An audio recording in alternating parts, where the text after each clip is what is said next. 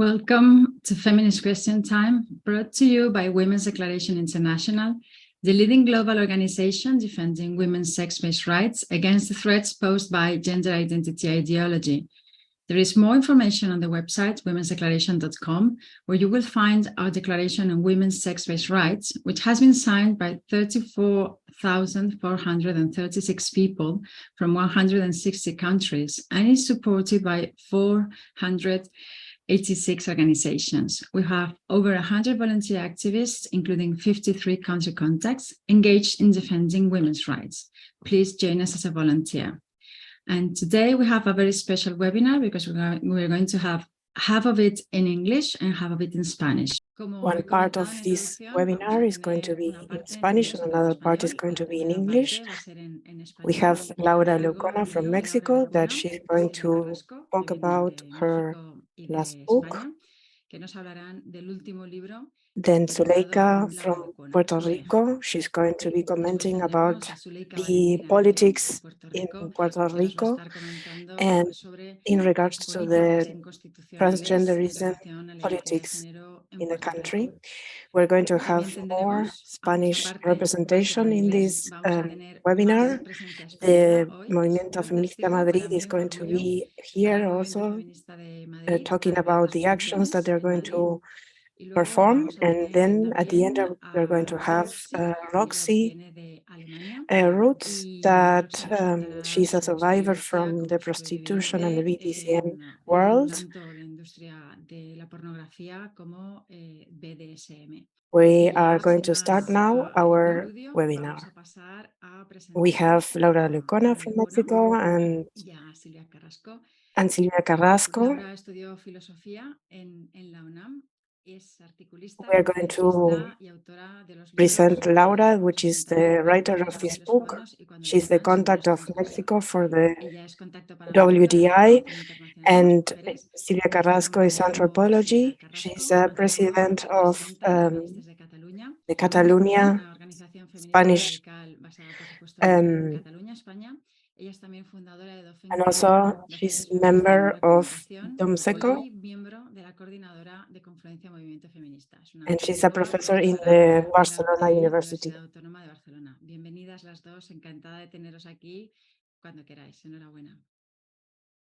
Thank you, Amparo. Thank you to the Women's Declaration. Hello, Laura. How are you doing? It's an honor. And it's a pleasure to be here on this week, because this means a lot that we have this webinar on this week, because in the Spanish Congress this week the transgenderism law has been approved. We are going to discuss the book written by Laura Lecuona, because all of these laws have been approved in Spain, while the Spanish feminists have been accused of liars and aggressive while trying to stop this from happening. This is only a battle. We are going to win the war, this I'm sure of.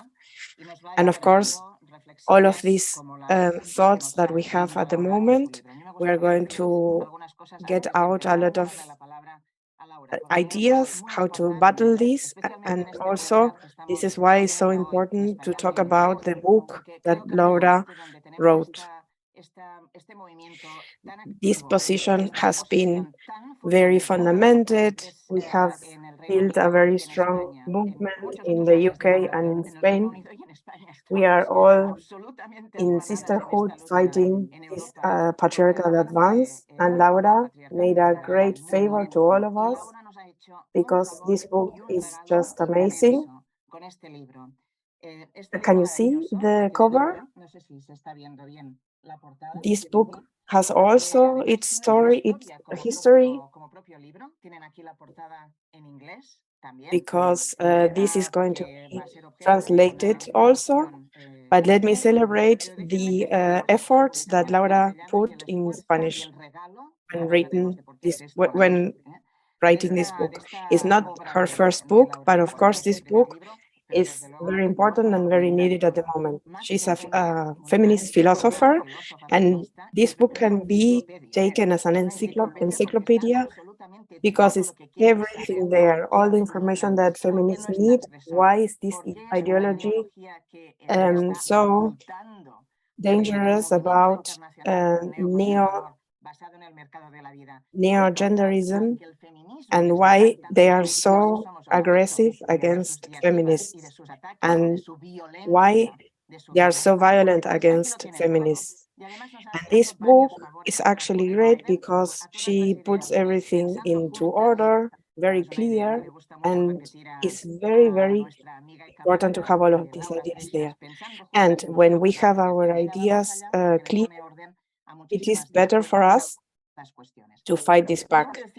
I might not be fully agreeing with every part of this book, but of course, this is very important for us to have this book because of all the information she has on this book. So please buy this book, read it, make your ideas, and colleagues that are in what happens in between the writers and the philosophers in the Spanish scene is that we are all reading everybody. So this is very important because this makes all of our ideas dialogue with each other between the ideas from Hispano-American and Hispanic and Spanish ideas with the Anglo-Saxon ideas. And it is a great opportunity that this book is going to be translated into English because these ideas will be taken also into the debate.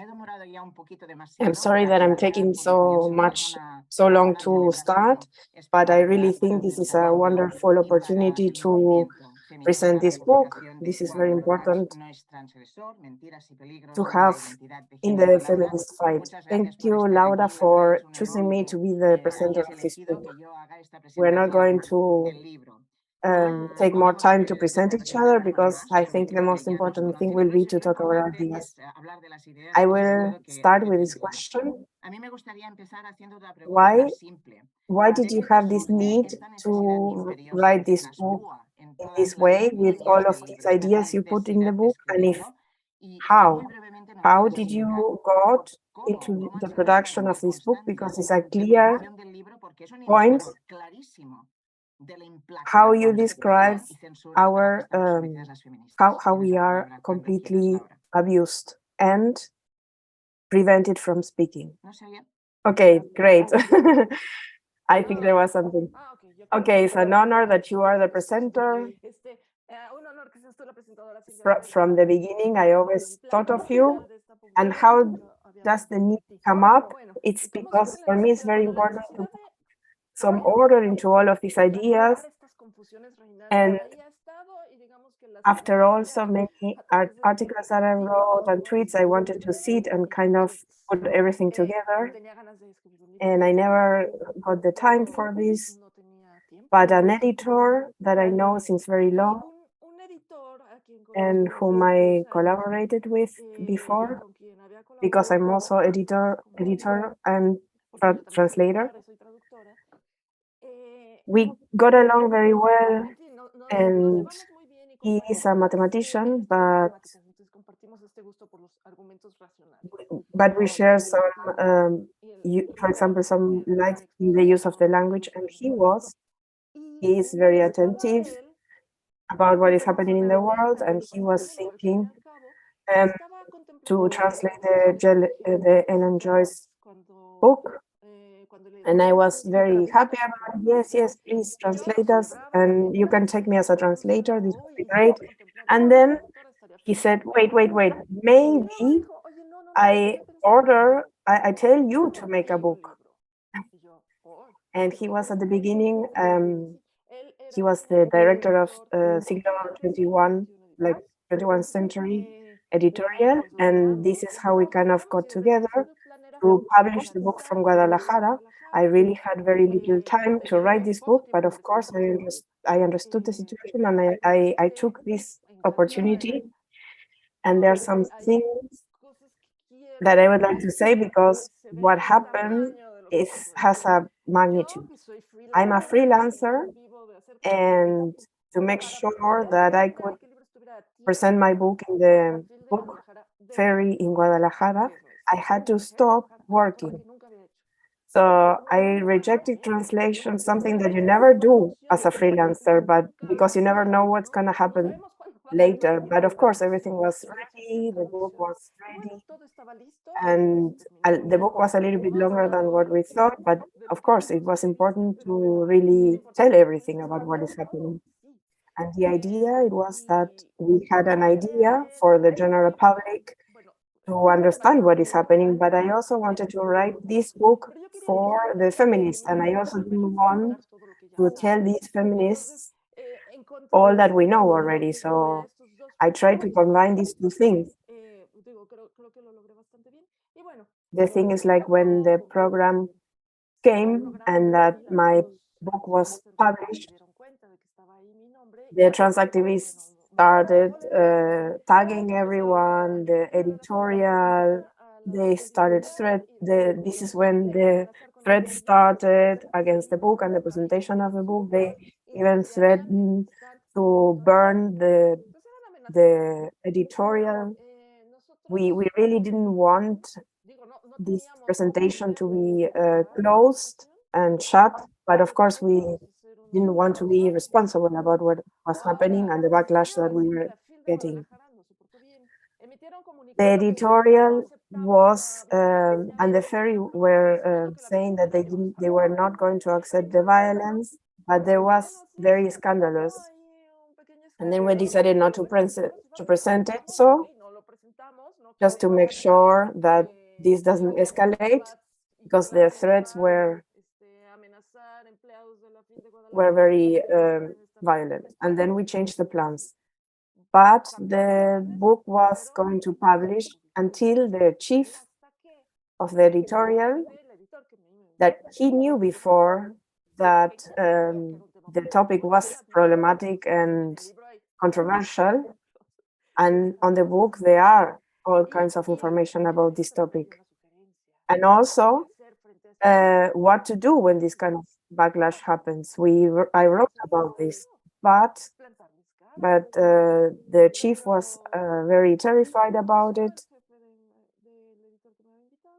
And I have to say that unfortunately the book is not on the Siglo XXI editorial, not because of these threats, but because of something else. And then they decided that they would leave this conflict into the new chief, but in the middle of his scandal and between the attacks and the harassment, my best answer was the book.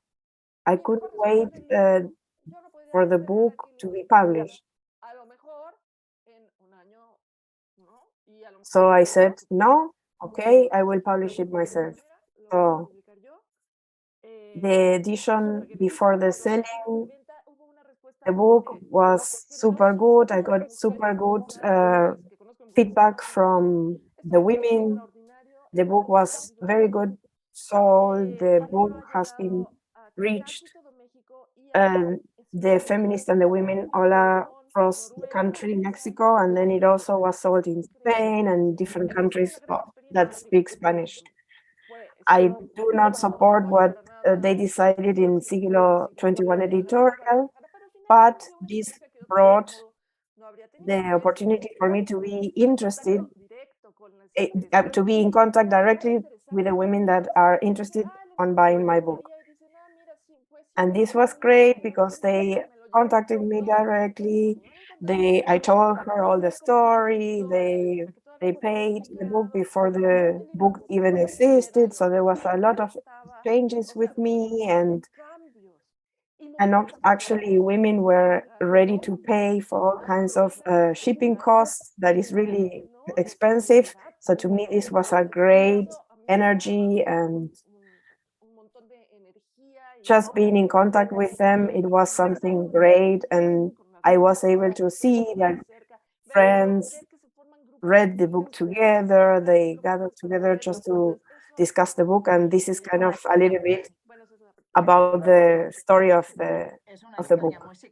Well, this is great. The support you got, it is also very telling that we should not listen to these attacks and to these threats. So I will make like a short review about this book. We're going to discuss some of the ideas. It's a book that has 5 chapters. It is written from the irony, but also from the very deep investigations and collection of data. And of course, they want to use gender definitions to kind of lie to the public. So we can say that everything that is compacted in the gender ideology politics. One of the chapters is called Three Theories about the different political oppositions to the transgenderism. One from the radical perspective, another one from the medicine, and then from the terminology and politics. So these 3 models that we are, these 3 models that analyzes the transgenderism is very interesting because these different positions that help us to put this into a view that tells us that from all of these different angles, this is against feminism. The 3 different topics come to the same conclusion. I think it's a great way to explain what is happening to us and how this political project affects women.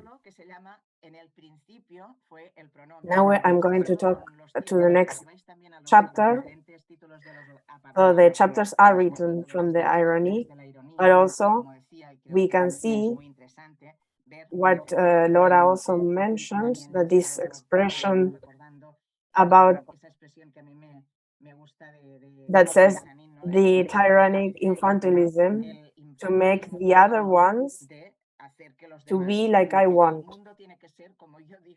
So they want to use the language to accomplish this.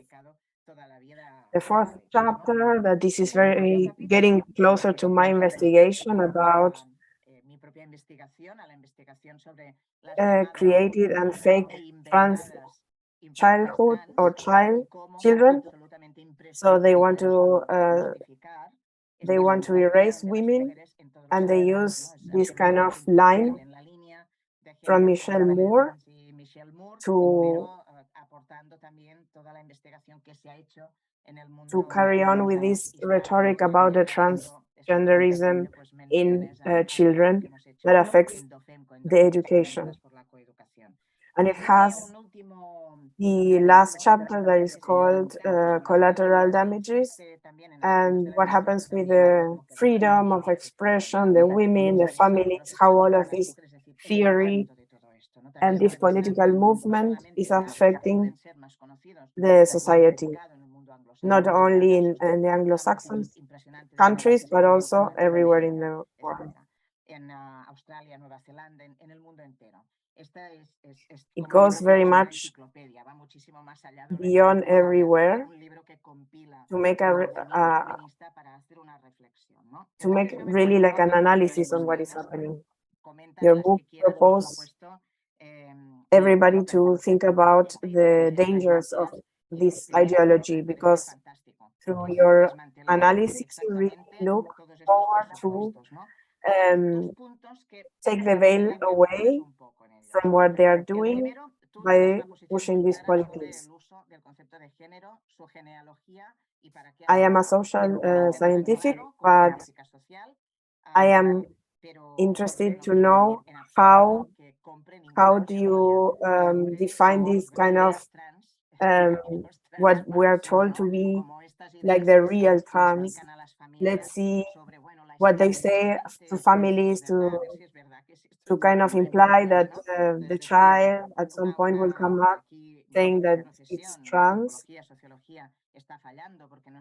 And now nobody in the society is explaining why this is happening. We are moving between the politics and the psychologists and psychic worlds. This idea of gender is very important, and you go back to this what it means to talk about gender in the last chapter, which is very important. Every time in the book, you always remember everybody. The analysis of Miquel Misé, who is a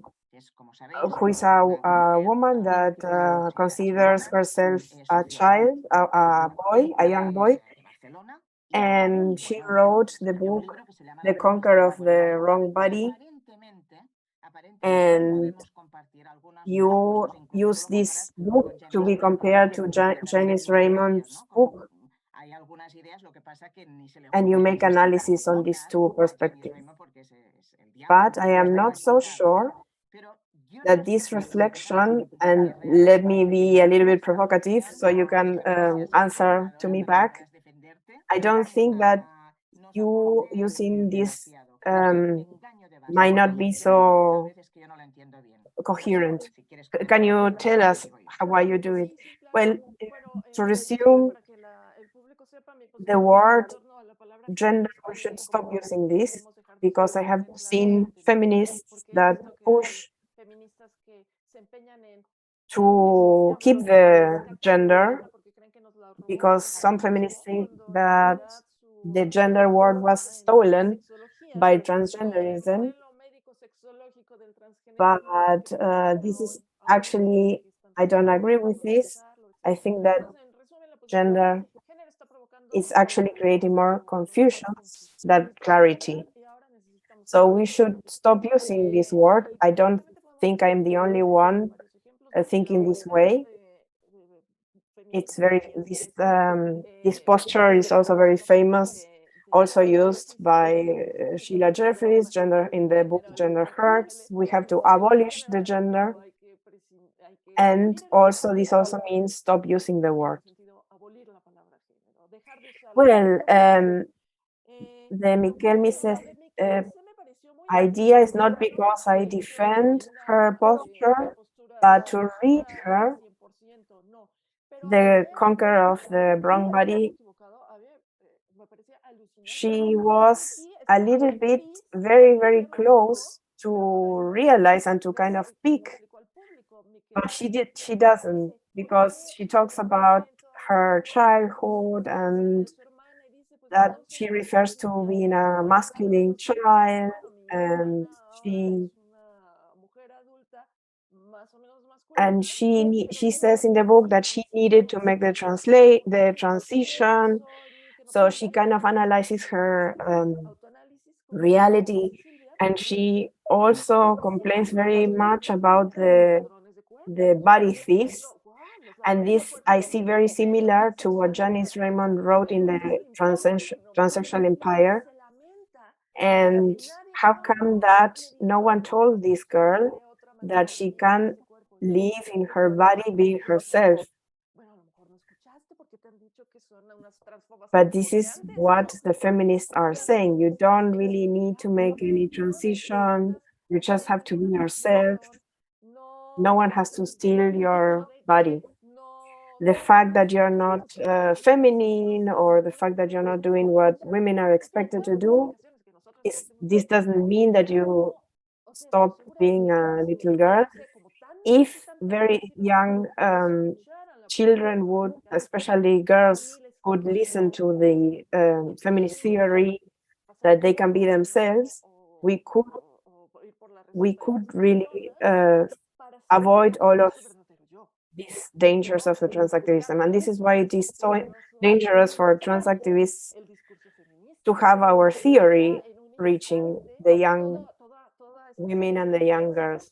This is why for me it was so important to compare these two books from this angle. It's like only two pages, but everything is compressed there. But for me, it was very interesting to contrast these two books and these ideas, because transgenderism wants to end our if they really want to abolish the gender stereotypes, as they say, they wouldn't have problems with the feminists and our theory.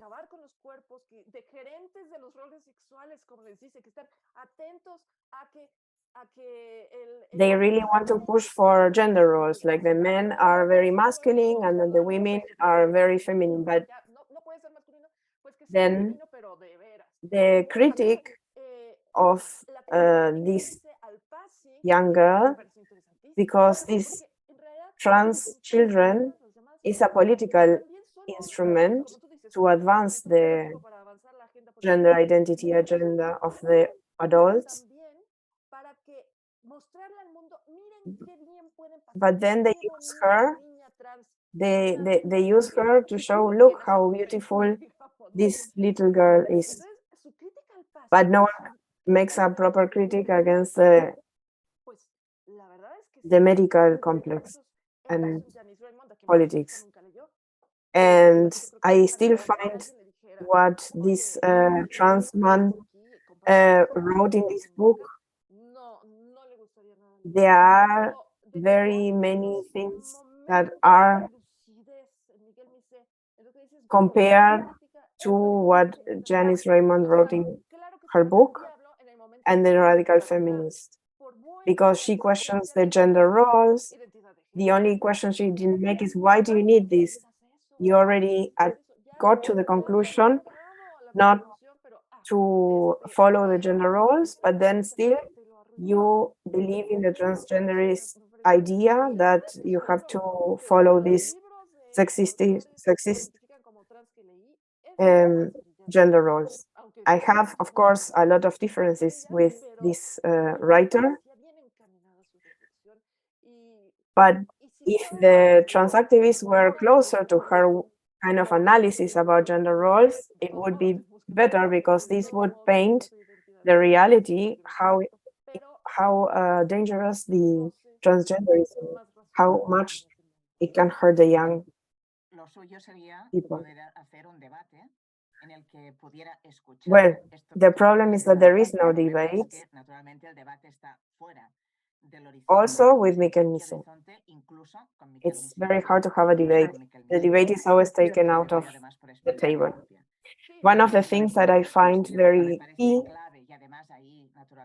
to remark, because you are a professional translator, you're a writer, so the language is your medium. So in the third chapter, you face the main weapon that transgenderism keeps constructing all of this belief system to push for the political agenda. So basically, they construct all of these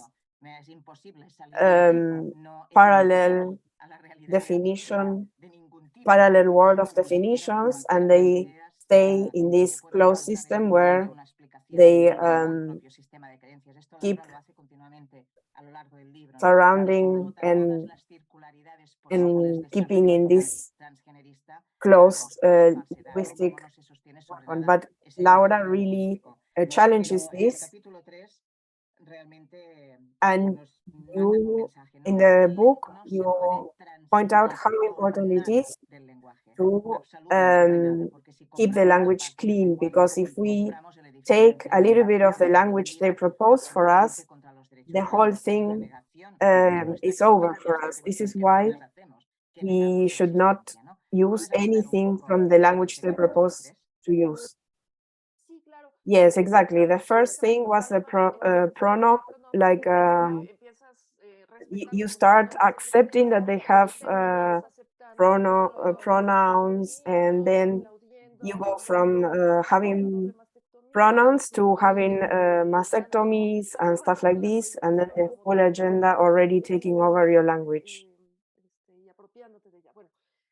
It is very common that we hear that, why is it so hard for you to speak to a man in feminine? And this is very important for us not to do. Why should I change my way of speaking about men in front of him?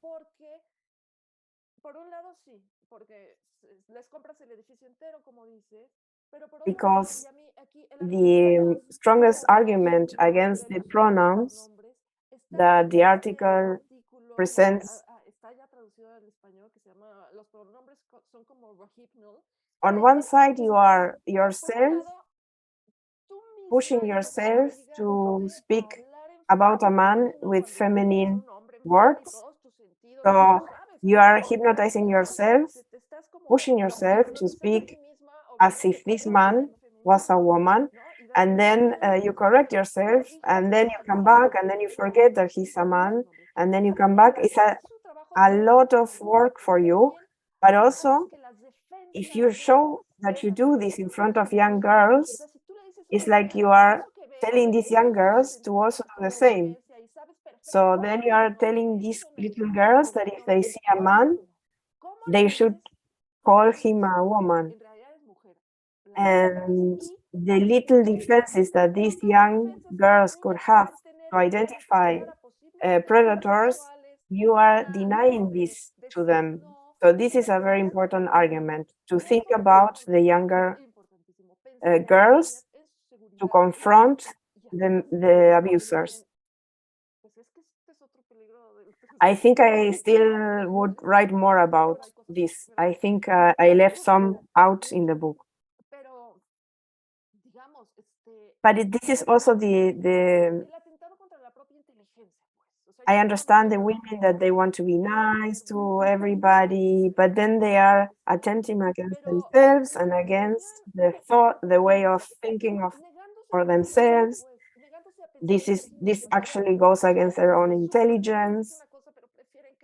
Everything under the idea of being nice.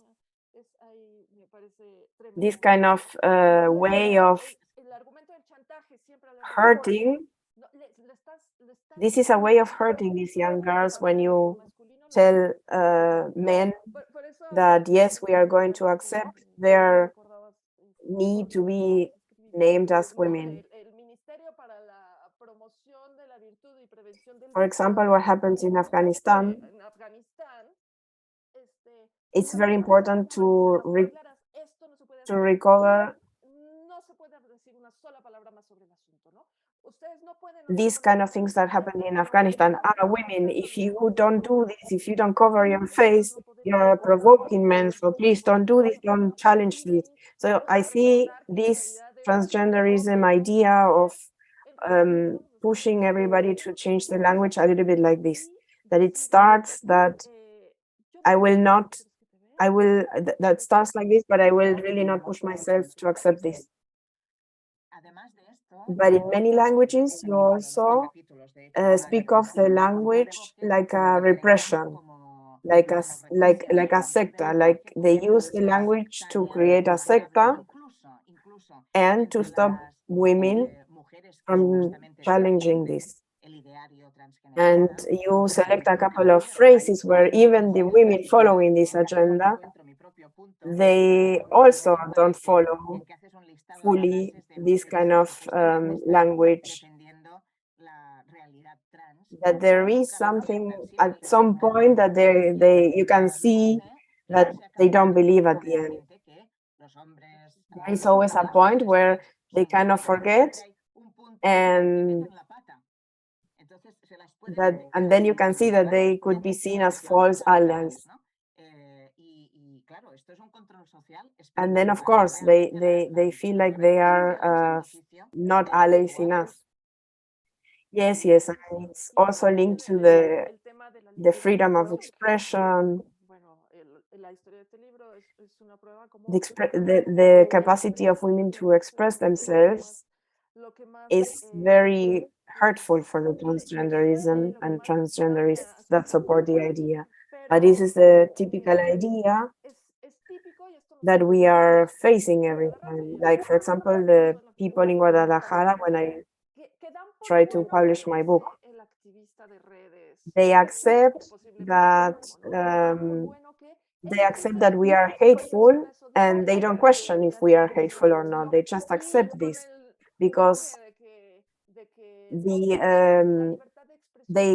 claim that the freedom of expression cannot have or include hate speeches, for example. But of course, this is why they don't question what we say. So they just put everything together as a hate speech, and then they don't question what we say. It has to be possible to discuss what is a hateful speech.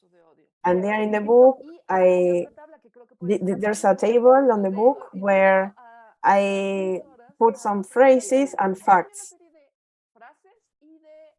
there. In which page is it?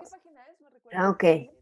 So there, in a democratic society, you should be able to have an organization where the participants can dialogue whether the next phrases could be hate or not. So, for example, calling a masculine a man that says that is a woman.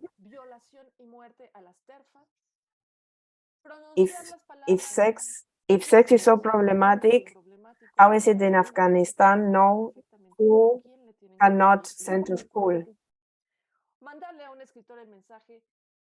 So how is it when these men identifying as women send to women, take my dick? How can we explain all of these phrases?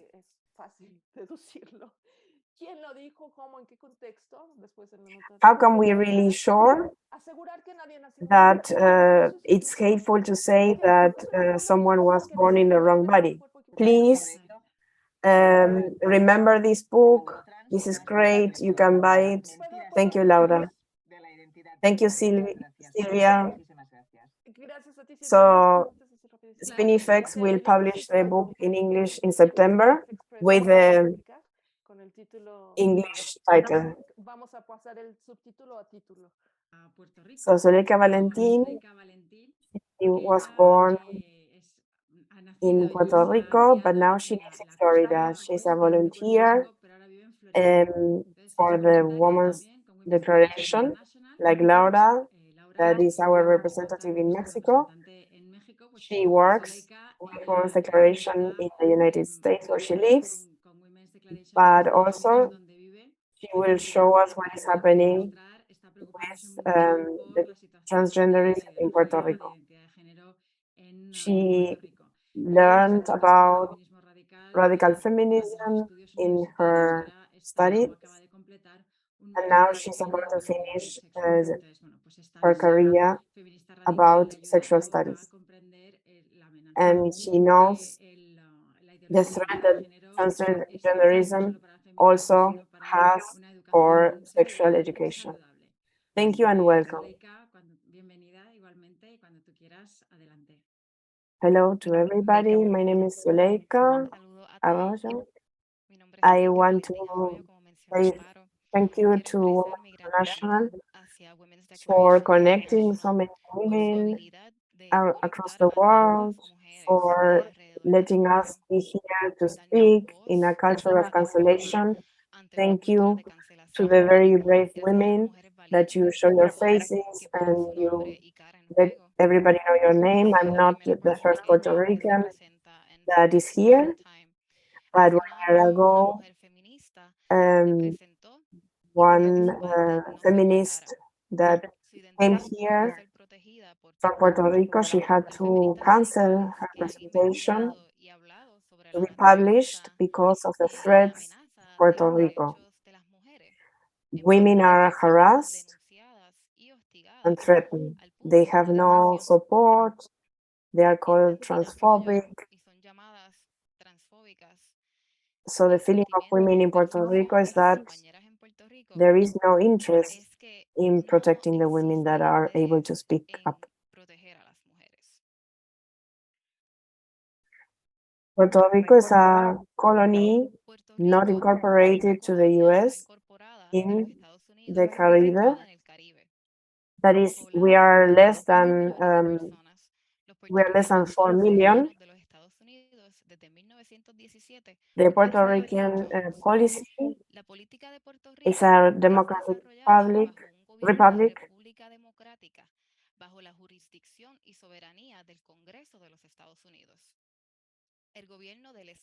The Puerto Rico is divided into three branches: executive, legislative, and judicial, and established by the Constitution of Puerto Rico. The executive branch is headed by the government, who is advised by a cabinet of secretaries that are independent of the legislature. The government appoints with the advice and consent of the Senate and the members of the cabinet, which is made up of the secretaries of the departments. Due to Puerto Rico status as an unincorporated territory of the United States, its residents cannot vote in the nation's presidential elections.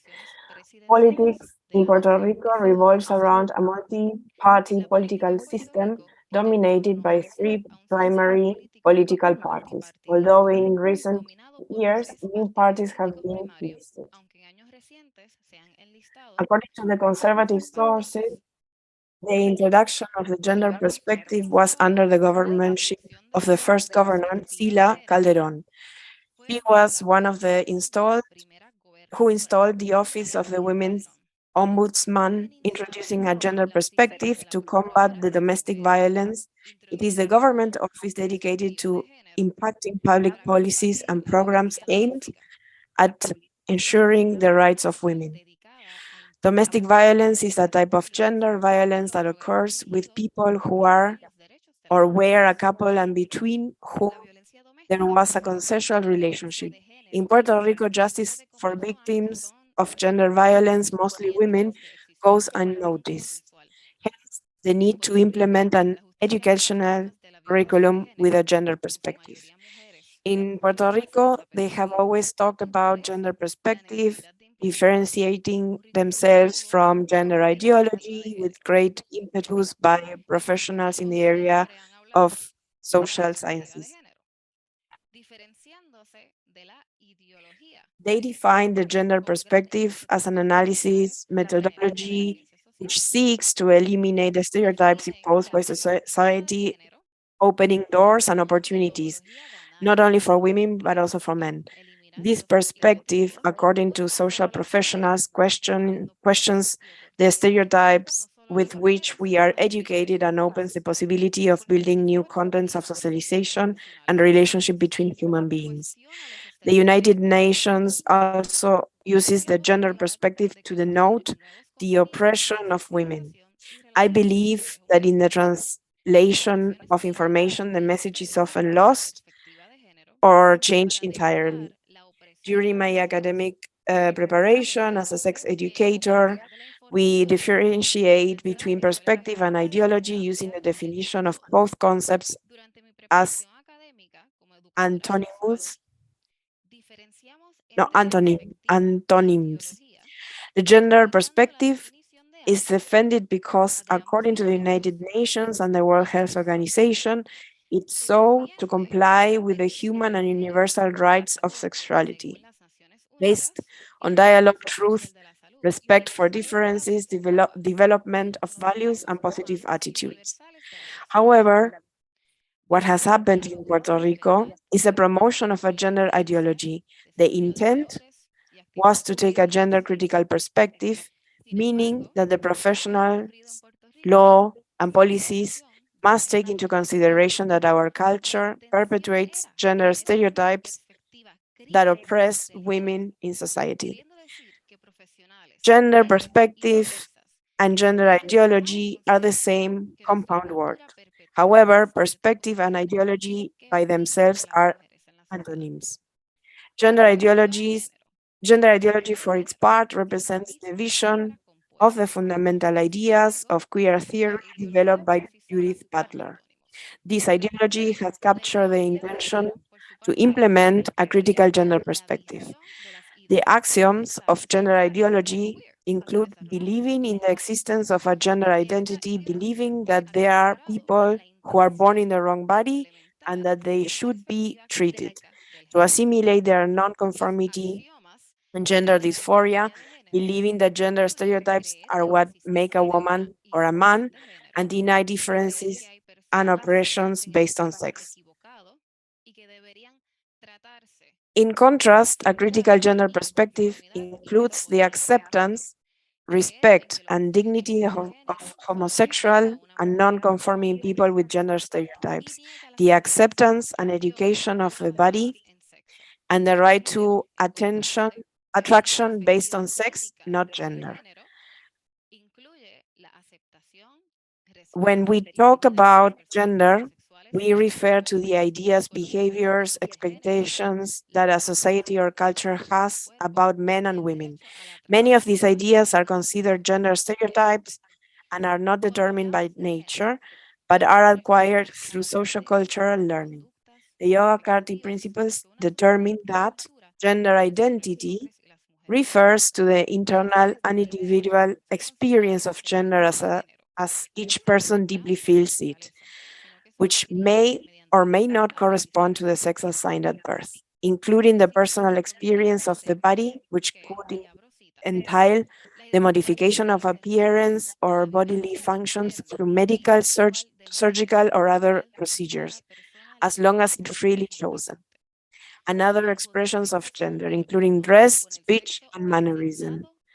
Yogyakarta principles on the application of international human rights law in relation to sexual orientation and gender identity, March 2007. The term sex is used exclusively for biological distinction. It is not assigned at birth. Sex is observed and unchanging. There are people who have decided to identify with the stereotyped ideas of what a man and a woman should be in the culture.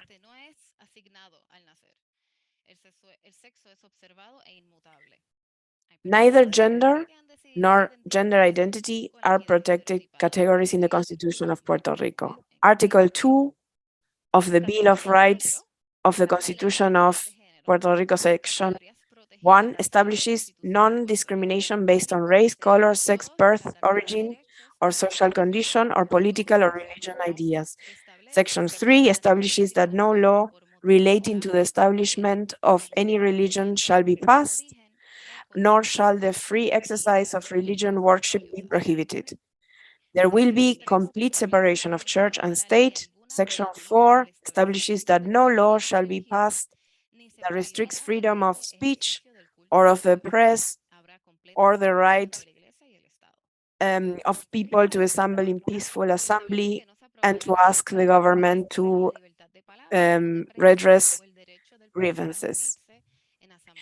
The laws of Puerto Rico have been adjusted to incorporate gender identity. In Puerto Rico, it is allowed to change your gender in driver's licenses and birth certificates, thanks to Executive Order 2015/029, sent by Governor Alejandro Garcia Padilla. This allows people to identify themselves within categories they do not belong under, because identification documents denote a person's sex, not their gender. The Commonwealth of Puerto Rico has failed to recognize that the demographic information provided on identification documents denote the sex of individuals, not their gender identity. This allows people to identify as the other sex. It allows men to identify themselves within a category that requires spaces, attention, and particular needs. When it is recognized that the oppression of women is due to reason of sex. Law 69 of 1985 was also adjusted, which guarantees equal employment rights by prohibiting discriminatory actions based on sex. It establishes that it is illegal for an employer entity to suspend or refuse to employ, dismiss, or discriminate with respect to employment for reasons of sex or any other condition among human beings. Then they amended the law to say gender in 1999 with law number 212.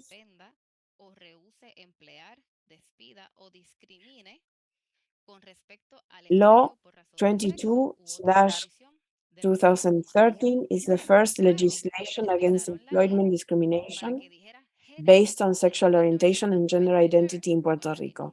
Establishes public policy against discrimination based on sexual orientation or gender identity in employment. It uses the reaffirmation of the dignity of the human being and that all the people are equal before the law as a constitutional premise. This law provides definition for both concepts, establishing that sexual orientation and gender identity are broadly interpreted to offer greater protection. They define sexual orientation as attraction based on gender, not sex. Sexual orientation, it is the capacity of each person to feel an emotional, effective, or sexual attraction for people of a gender different from theirs, or of the same gender, or of more than one gender. Gender identity, how the person identifies, how they recognize themselves in terms of gender that may or may not correspond to their biological sex or assigned at birth. Several laws of the Puerto Rican government are amended to conform to this public policy, including the anti-discrimination law number 100/1959 to include gender identity as a protected category when the Constitution does not mention it. General Order 624 of the Puerto Rico Police is created. Protocol for the treatment of transgender and transsexual persons created by Order 624 of the Puerto Rico Police Department. Approved on December 10th, 2015, this general order establishes the obligation to treat transgender and transsexual people with respect for their dignity and rights.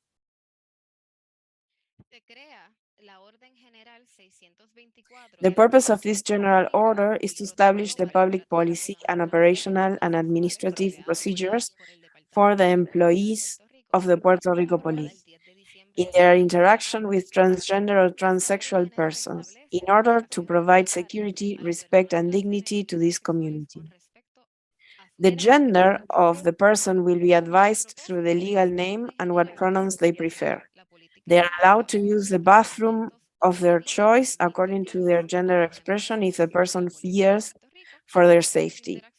The person will also have the option to decide if they want to be searched by a male or a female police officer. So a policewoman will have to search a man who identifies as a woman if he requests it. It also forces the police to use inclusive language against their will, obstructing the constitutional freedom of speech. Law number 9/2020 complies all the rights of Puerto Rican women workers for reasons of sex in private and public industries.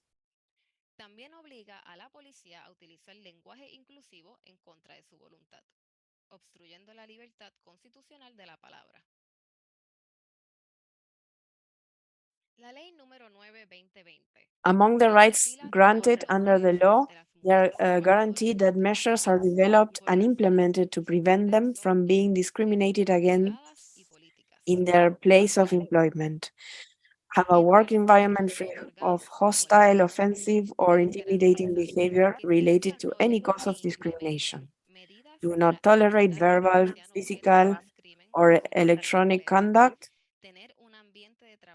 that explicitly or implicitly makes unwanted approaches, that the employer keep the workplace free of sexual harassment and intimidation.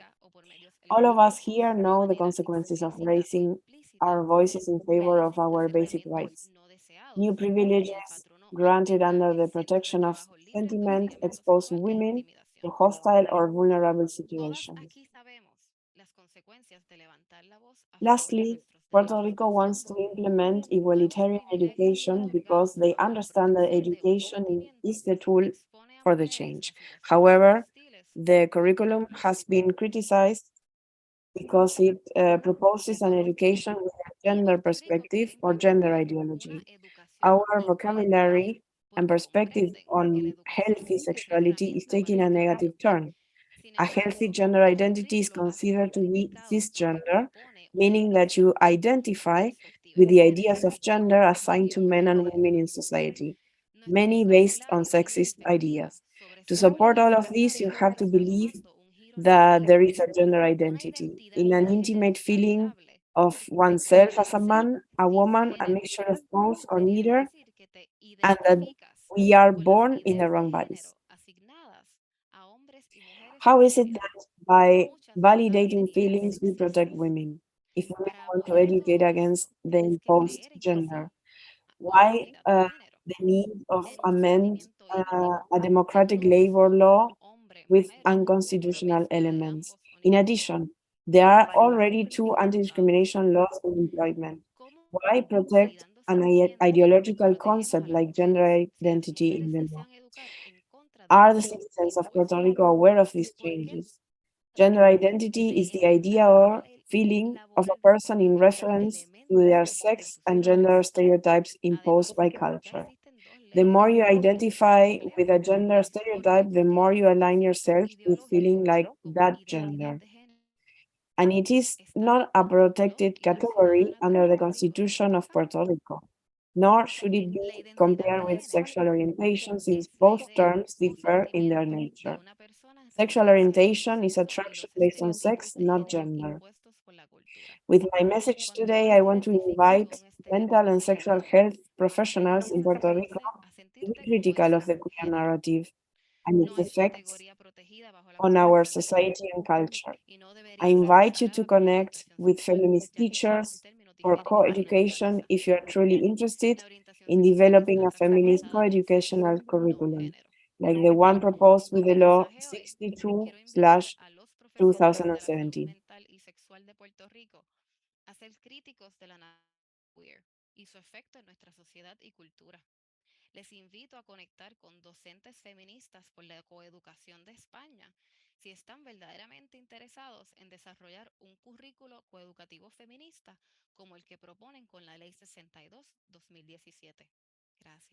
So now we are having El Movimiento Feminista de Madrid, the feminist movement from Madrid, which is a group focused on women's rights, and they organize and are dedicated to political work and actions in Madrid. So welcome, and over to you. Thank you. So, hi, I'm Ana, and from Valentin, we are supporting and working together to be there in Spain the next 8th of March. We really recommend everybody to join the Movimiento Feminista Madrid because they have been doing great actions before.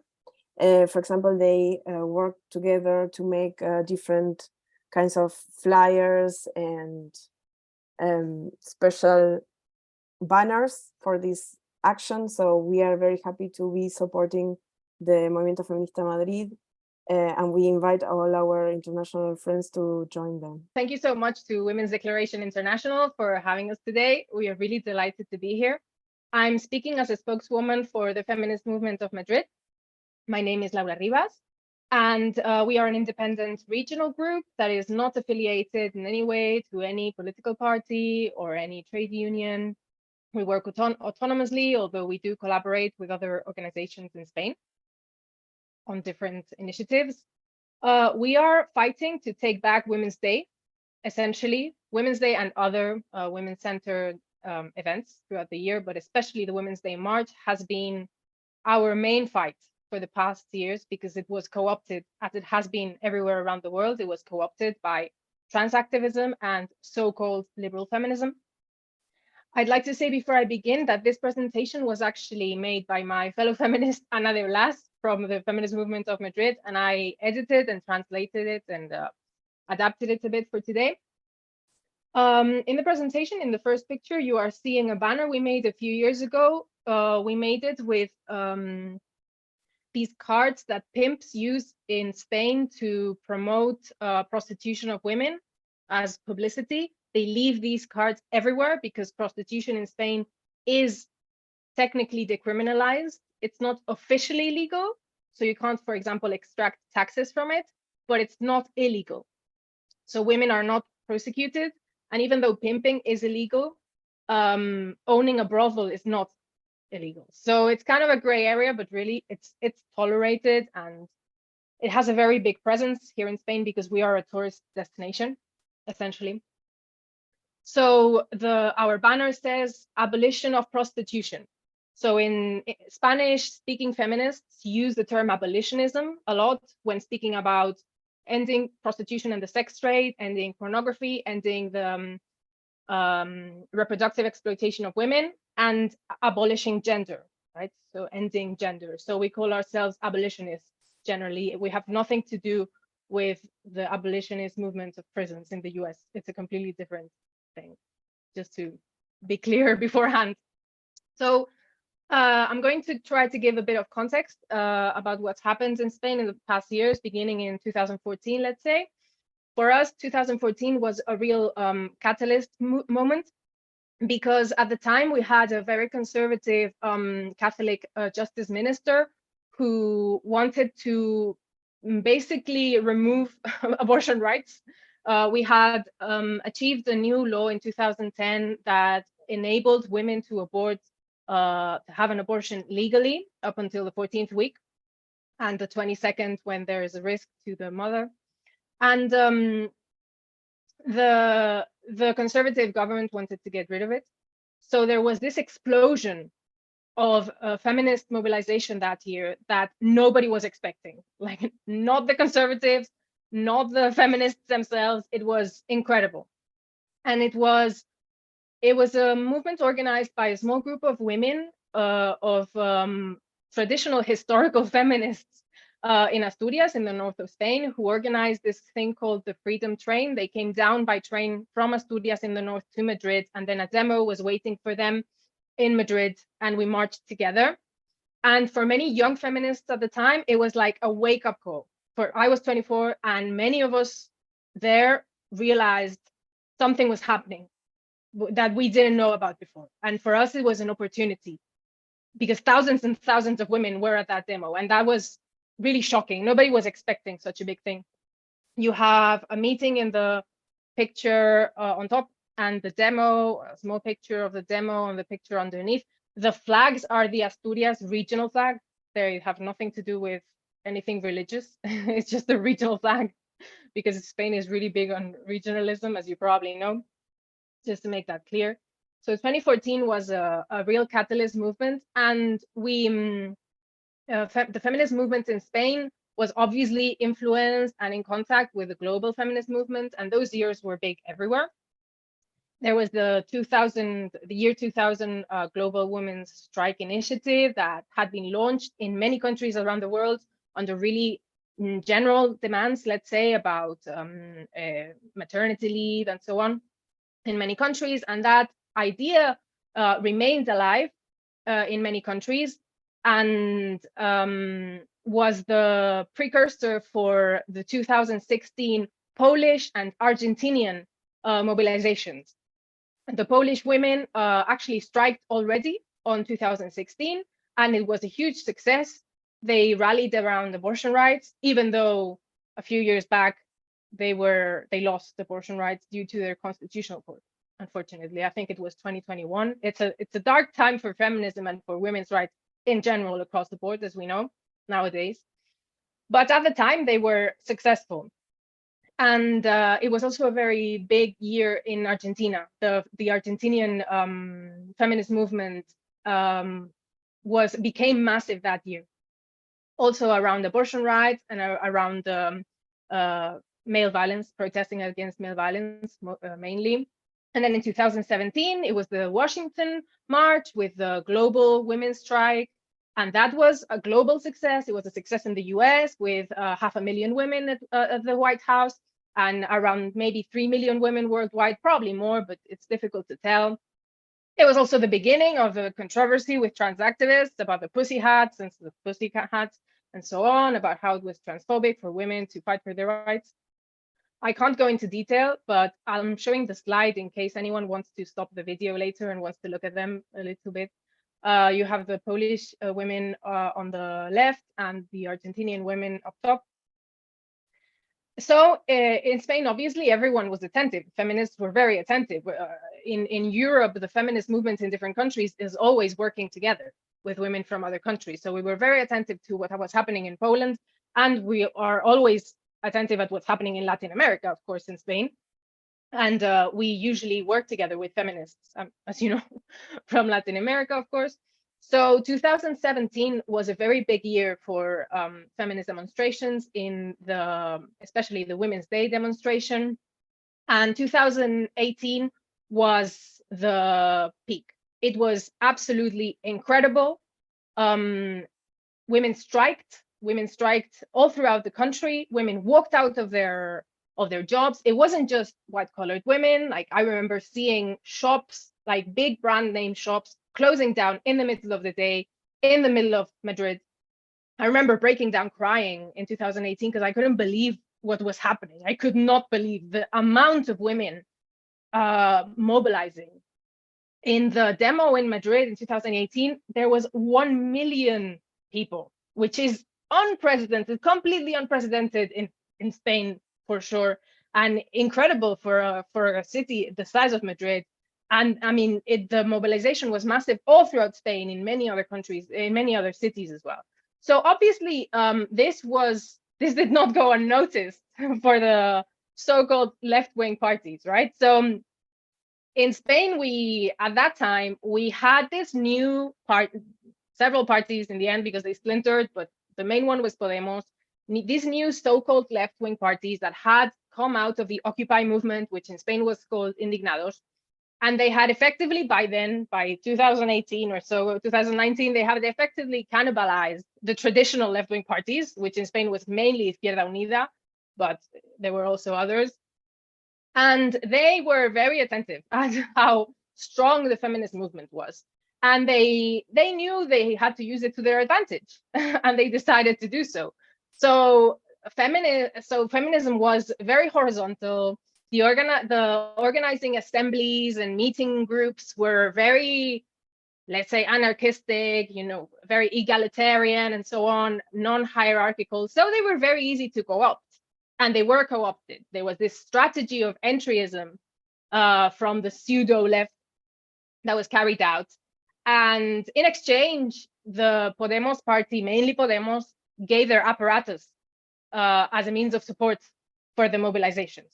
So at the time, many feminists believed they were well-intentioned. Many voted for them. I voted for them in 2019 and came to regret it very, very strongly because I peaked trans very soon after. And back then in 2018, Podemos had already proposed a self-ID law, which they barely changed a few things.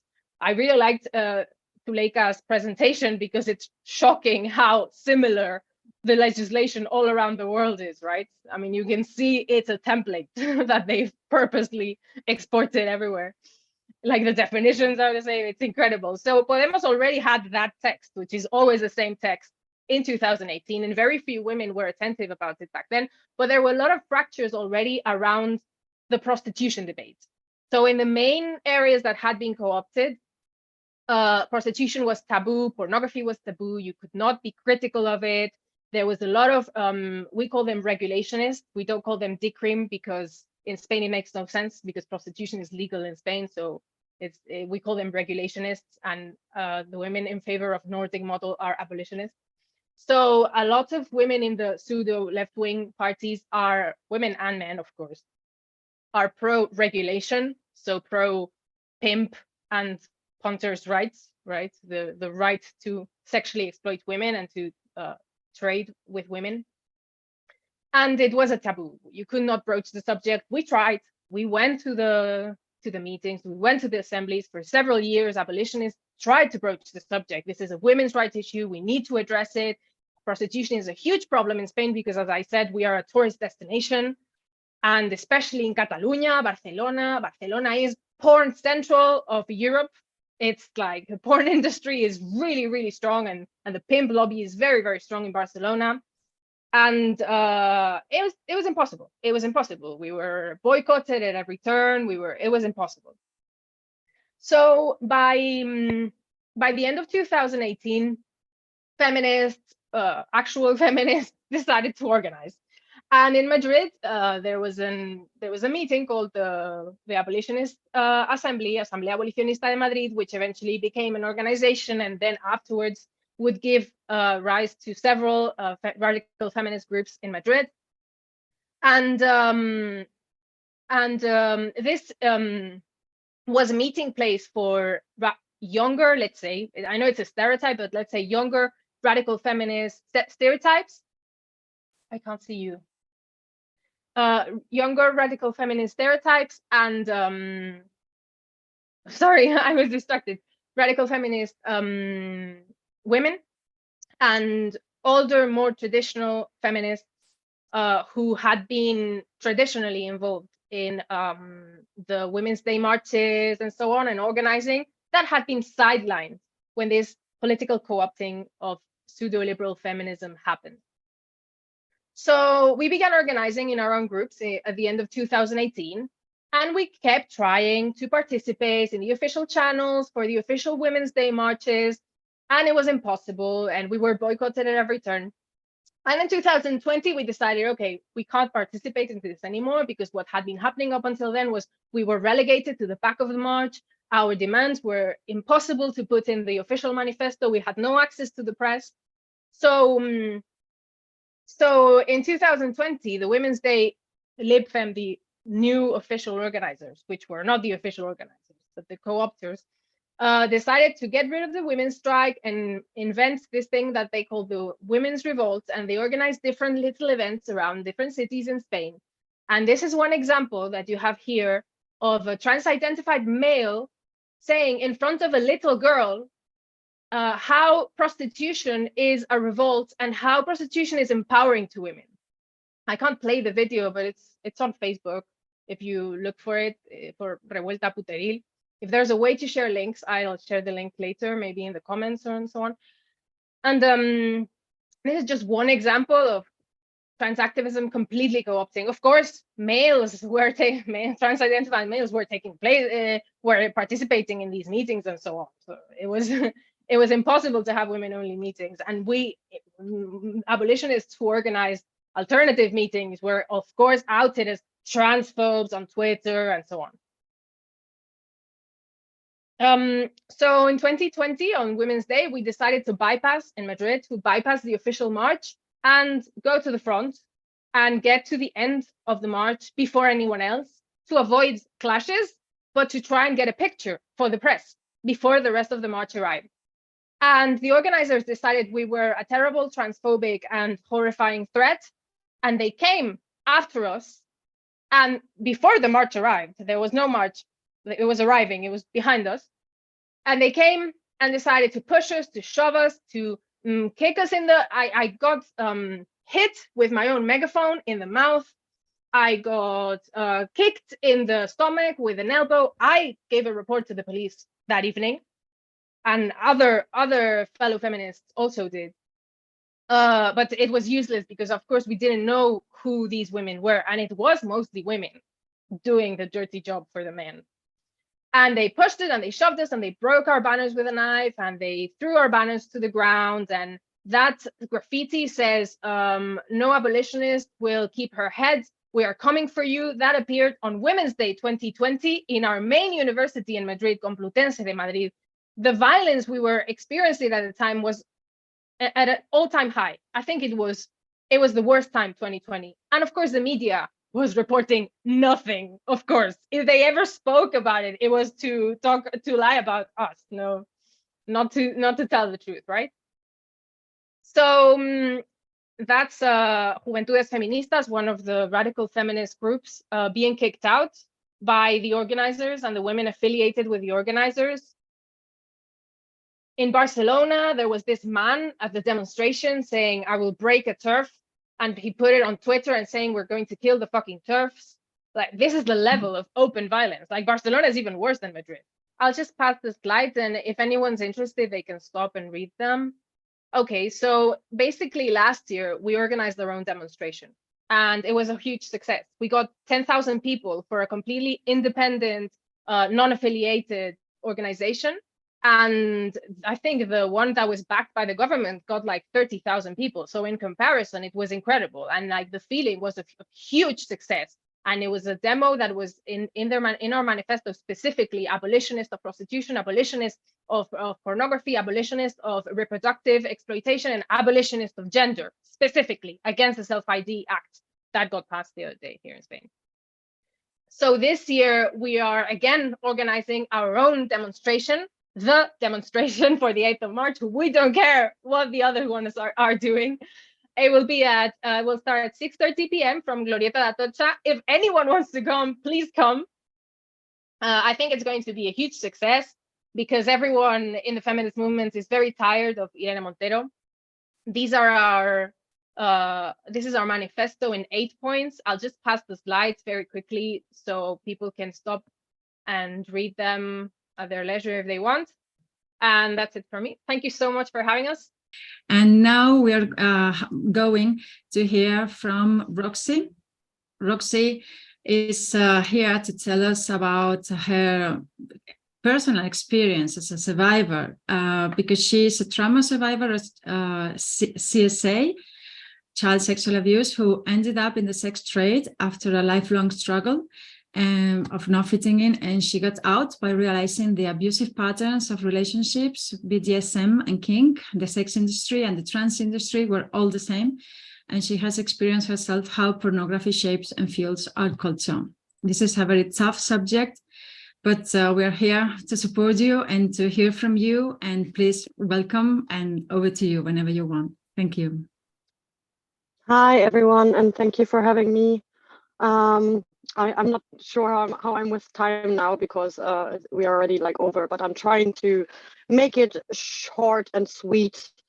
I've got a couple of other interviews already out where I go into a little bit more deep detail, but this is like a little run over my story and what I've learned. Sorry, Roxy, can I just say you have got 20 minutes. You definitely don't make it shorter. And no I've told the attendees we really want to hear from you, and even longer another time. But so yeah. Okay, cool. Yeah. So my story is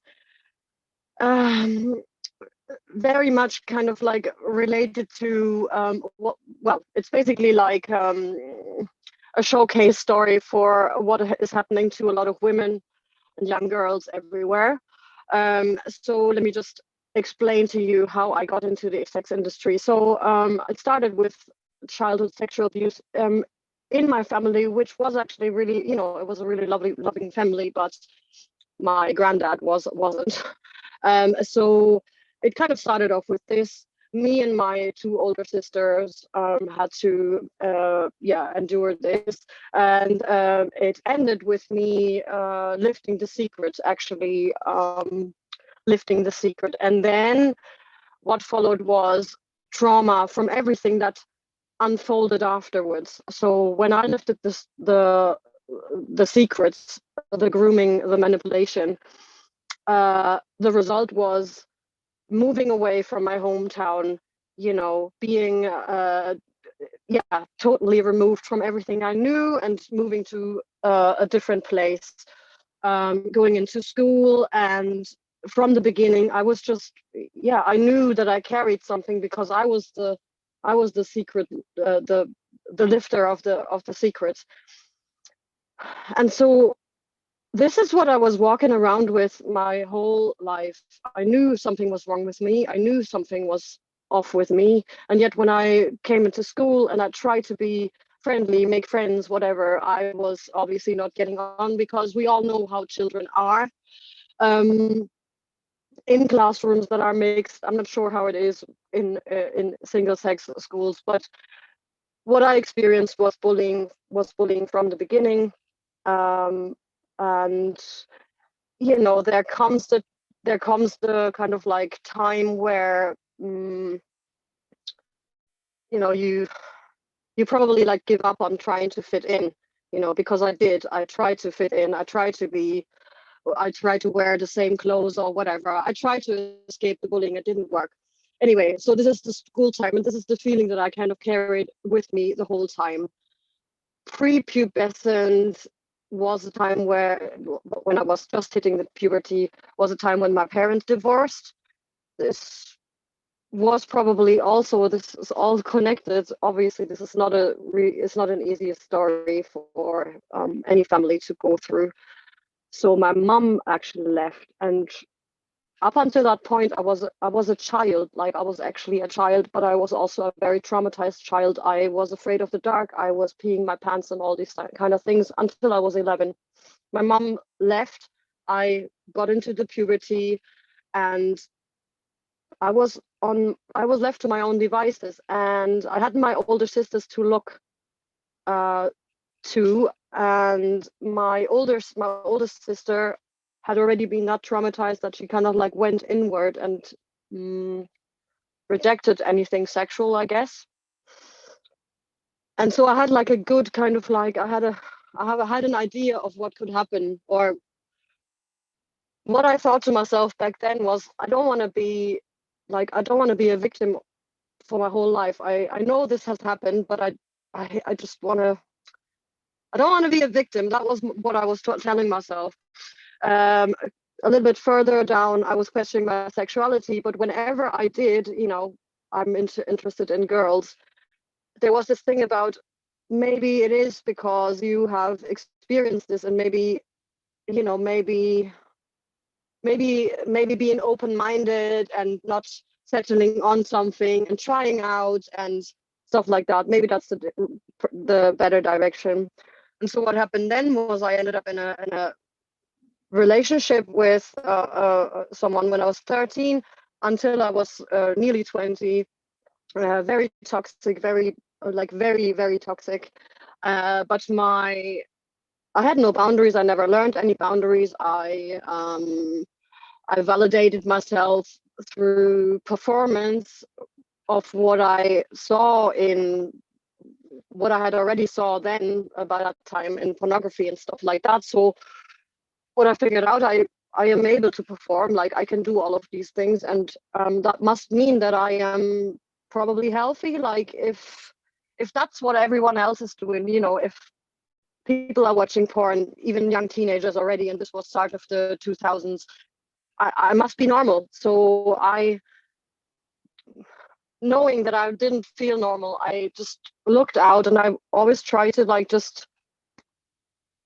I couldn't find anything wrong about it. So I just went along with it. Okay, that's what teenagers do, whatever. Anyway, I was in long-term relationships my whole life, actually, from 13 on, really long, like 9 years. And then the next one was like 4 years, always with men who only ever told me, you are different than the other girls. And hearing this, I was like, yeah, I know I'm different, but if you see me, then maybe I'm okay. And then whenever they turn sour and bad, it felt like I need to prove that I'm not wrong. Anyway, so this is how abuse works, and I didn't never know how it is. Like, you are in these relationships and you believe everything that they tell you, and whenever you doubt, or whenever someone else doubts, you will tell yourself like, oh, I couldn't have been that stupid that I got into something with someone who's that fucking dumb, So this was my story for most of my teenage time and my 20s, and until I was 27, I hadn't experienced anything else but relationships, performing, being like walking on eggshells, cooking for cooking for the man, like doing everything to try and keep this kind of like, yeah, keep this facade or whatever. Any sex that I had was like more focused on like performance, not how I actually felt. I actually dissociated a lot of the times before I entered the sex trade. Now, what I have to say as well is that I obviously grew up in Germany. So I grew up in Germany. This is a very progressive country, and like, you know, the sex trade here, like, I don't know, like it's normal. Okay, this is how it was. Yeah, this is how I grew up, kind of like understanding it to be. Obviously, I also knew that it wasn't something normal to do. Like, I knew that only certain people can do that. And I had lived nomadically from like 2014, 13, 14, in Ireland and then the UK. I was like taking drugs for all of my life, like smoking weed from when I was 13, and like when the 5 years before I entered the sex trade, I was heavily, like, I was literally just on drugs, really heavy drugs, and I have no recollections of it, really. I lived in a couple of different cities and I don't have a clue. I couldn't also, I was never able to hold on down a job for longer than a year. I was working corporate jobs, but wherever I was and whatever job, wherever, whichever surrounding, whichever groups of people, scene or whatever, I was always feeling like an imposter or really wrong. Just that's how I felt my whole life. Anyway, in Brighton, when I was just giving up the drugs, because I was indeed fighting my whole life to find the right crew, find meaning, find something. I was sitting at the beach in Brighton, a very, you know, we all know, or you probably don't, but Brighton is this progressive, queer, sex positive town in the south of England. That's where I was living, actually living on a boat in the marina for, I think, £100 a month. And I met an older man who was a photographer through someone from the rave scenes, through some drug contract. And he was a photographer. He was part-time working in college, teaching teenagers, and part-time editing and taking photography for the porn industry in the UK. And I met him alongside his little, his protege, or as I now understand, one of the girls that he groomed as well. And so he basically told me he's a photographer, this is how the industry works, it's a really lucrative thing. And then she chimed in, and she's 21, and she told me, well, she's been doing this since she's 18. She by then already had a Mercedes, like she had a lot of money. And me, I didn't.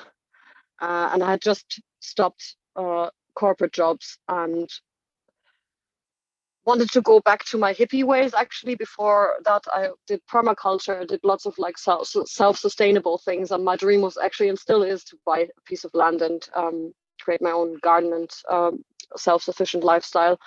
And when she told me how much money you can make, I was kind of, it was done. Like, it was literally done. She told me, it's £50 per hour to start off with, and obviously she will have told me this because she was doing well. So when you're doing well, you obviously, if someone asks you, or if you meet someone, you will not tell them the truth or something. You will be very proud of yourself, because even if you come, or especially if you come from like desolate or or difficult upbringing, you will be like, well, this is me getting myself out of this. So this was her stance as well, and this is what she was telling me. She was telling me that I am beautiful and sexy, and I never even thought of myself as that. As I said, the only compliments that I ever got was, you are not like the other girls, and that's kind of like all I've ever gotten. I was very alternative back then, I have to add. Like very alternative. I have like tattoos everywhere and stuff like that. And yeah, she said, there's a space for everyone in the sex trade, and I can show you the ropes. I have lots of contacts, and yeah, you'd be doing great at that. So I started with her mentoring kind of thing. I got into it. It all sounds really amazing, like because for someone, yeah, especially for someone who, yeah, never fitted in. She told me this whole like, yeah, we're all outcasts here, and everyone's like, you know, getting their bag with their particular kind of like look and stuff. So it's not as strict as it was back in the mainstream times, back in the 90s or whatever. And I believed everything. And then I got in modeling and webcamming. It was like end of 2017. I was 27.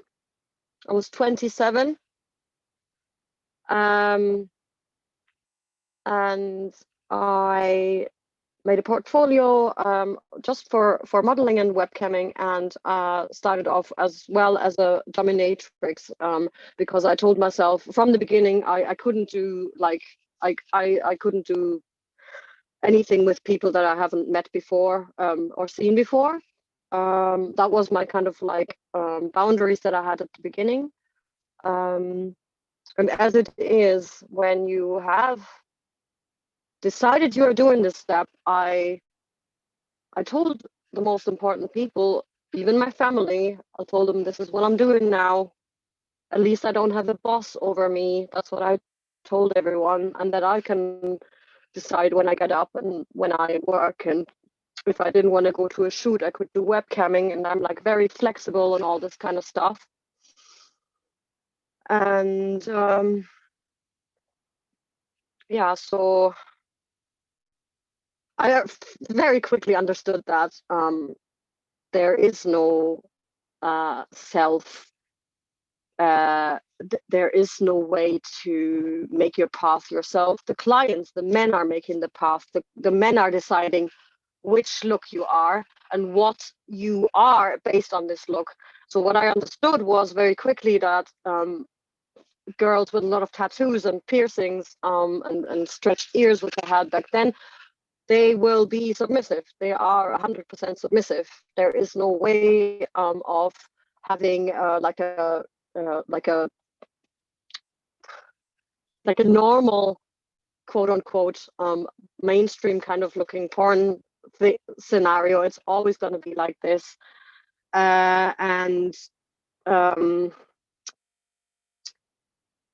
Yeah, I rejected lots of shoots. I said no lots of times, until there was a point where I was like, well, and where even models and this woman as well would be telling me like, oh, you know, maybe you'll have to change a little bit. Maybe you have to like look at what you can do. Maybe look at fetish stuff, or maybe look at this or that.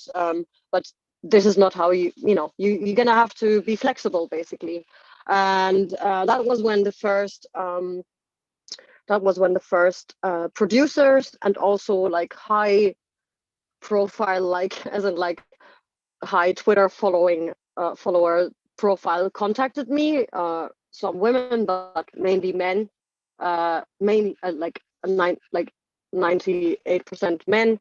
Hey, you're new on the scene. Do you want to shoot? Like, I'm very well known and I can make you big and all this kind of stuff. And yes, I fell for that. I did that. I did, I think I did like 10 shoots with like men.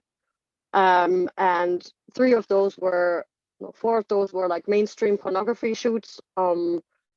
mainstream meaning that they are really big companies and it's watched like a lot everywhere. And what I wanted with that was like any other porn person that talks about it in a positive light, they always want to promote themselves, like, so that's what it's never about telling the truth, it's always about promoting yourself, and if you are saying something, you will never like talk about the negatives.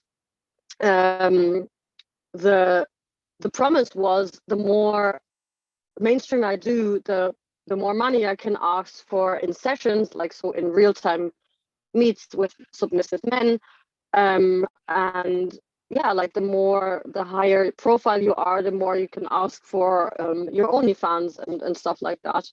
And that's what I did. So I did all of these things because that's what you do, and that's what professionalism is in this industry. During the time in my industry as a dominatrix, which I was the whole time through, I had the same experience as every other dominatrix, which is men, like the main clientele of men coming to you asking for feminization, forced feminization, fetishes, which is, yeah, as we hopefully all know, it's also called sissification, and it is the sexualized, it's basically the sexualization of, or fetishization of, transvestism. There is no other way of saying this. This is not a fetish. It's literally like an obsession, or like it's an obsession with humiliating and degrading yourself into the feminine quote unquote role, because the feminine quote unquote role is what they see in pornography. And until they reach this point to end up wanting to be feminized, they will have before that other inadequacy issues around how they look, how they perform in bed, if they have a small penis and stuff like that. This will all feed into this whole thing of like, oh, I'm not a real man. I want to be humiliated for not being a real man, and then get turned into a slut and a whore, and this is what they do. And very importantly, what I wasn't aware of is that this whole trans nonsense was going on while I was in the industry, and the industry is very clearly binary. There is no nonsense with like third genders, whatever. These sissies and also the transsexuals and all of these men with breasts, they're all men, and they get charged as men, as in like if they work in porn, they have the same rates or maybe a little bit higher than men, but they will never be treated as women. So when I was peaked, basically, which is like, I'm sorry, 30 seconds just to wrap it up.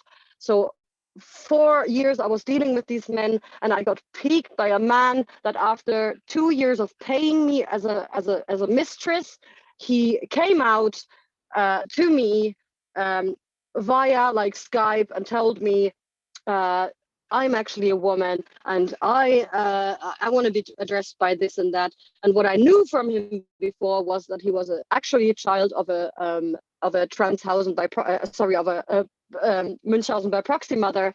I already knew that story, and when I asked him, "Are you gonna go to therapy?" he was like, "Nah, what's nah? I'm just a trans woman now." There was no way of like actually questioning this whole thing, and this is when I realized that when you get into this industry, the sex industry, as well of the idea of trans, as well as is the same strategy and the same move that makes it really hard for you to move, which is this cult-like abusive relationship, like thought of like, if I'm going down this road now, I will never be able to turn back, because what a fucking shame it is to be turning back and letting everyone know that I did a mistake.